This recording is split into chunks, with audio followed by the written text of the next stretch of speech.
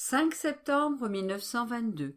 L'âme qui vit dans la volonté de Dieu doit contenir toute la création à l'intérieur d'elle-même. Mon toujours adorable Jésus continue de se montrer à moi avec son cœur transpercé et rempli d'amertume, comme s'il contenait toutes les souffrances de toutes les créatures.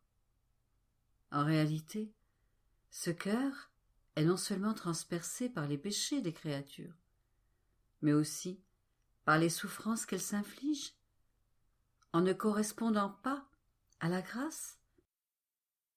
Il m'a paru en outre que l'amour de ce cœur est si grand qu'il essaye de transformer les offenses reçues en grâce et en bénédiction. Jésus est la bonté même.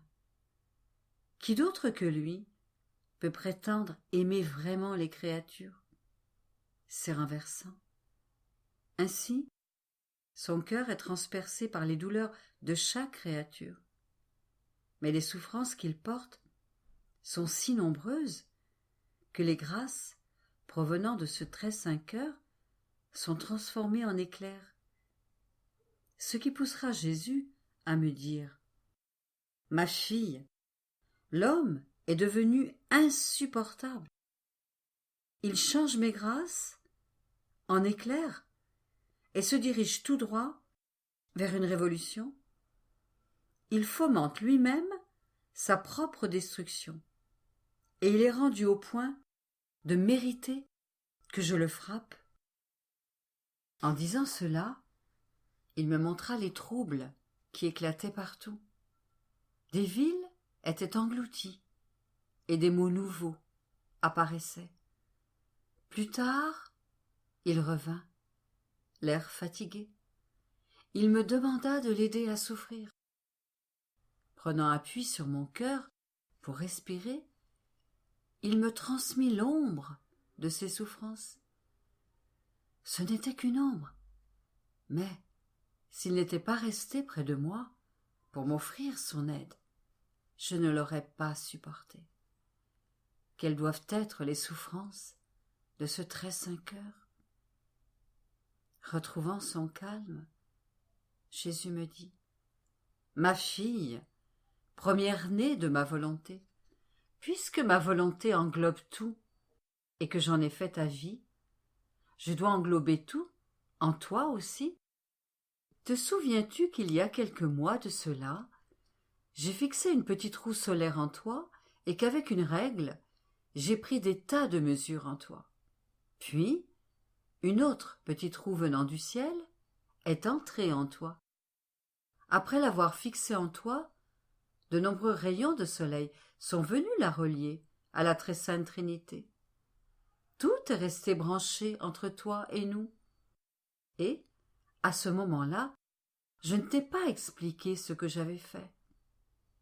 Aujourd'hui, après avoir œuvré en toi durant cette longue période, je veux achever mon œuvre et te donner quelques explications qui scelleront l'unité entre ta volonté et la mienne et marqueront la fin de la mission que je t'ai confiée.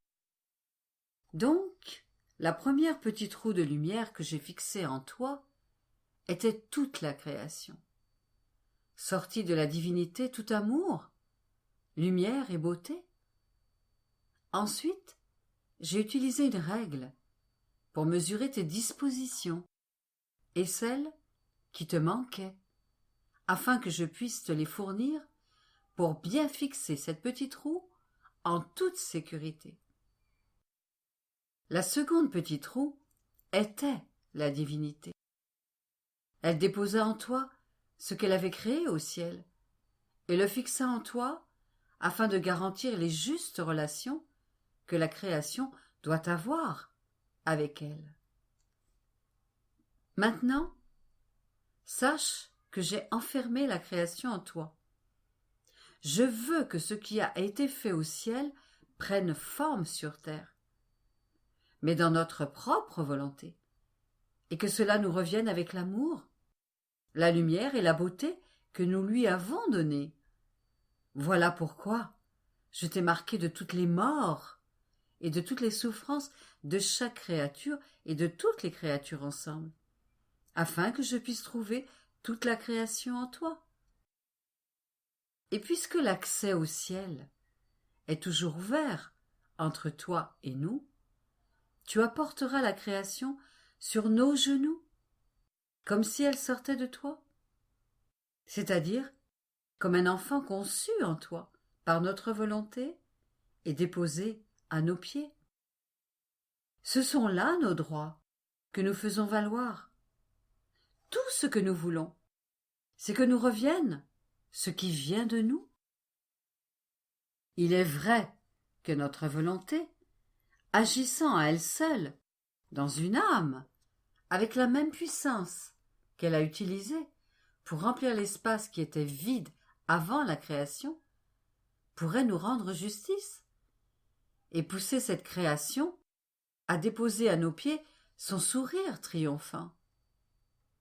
Mais nous voulons utiliser cette puissance pour éviter d'être déçus de notre œuvre de création, sans compter que notre amour triomphe davantage en recevant d'une seule créature ce que toutes les créatures devraient nous donner.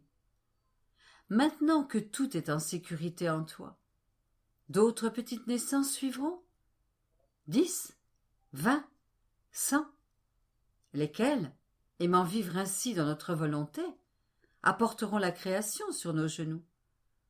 Tu seras comme un arbre dont les racines plongent profondément dans notre volonté, faisant germer des pousses qui formeront une couronne autour de cet arbre et donneront des fruits.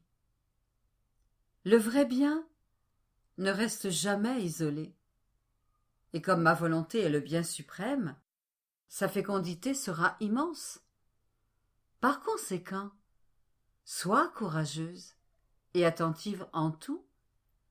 S'il est vrai que notre volonté fera tout, elle doit tout de même être intimement unie au fil de tes actes et aller partout et en tout, au ciel et sur la terre, nous permettant d'accomplir notre œuvre en toi.